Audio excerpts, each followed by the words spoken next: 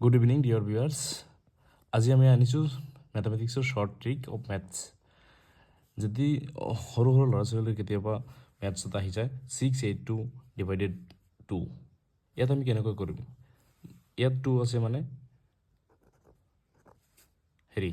দুটা ডট দিলোঁ, ইয়াত 2 আছে মানে দুটা ডট দিলোঁ, ইয়াত 8 আছে মানে এটা, দুটা, তিনিটা, চাৰিটা, পাঁচটা, ছয়টা, 7, 8, 6 আছে মানে ইয়াত তিনিটা, 1, 2, 3, তিনিটা দিলোঁ। ইয়াত 1, 2,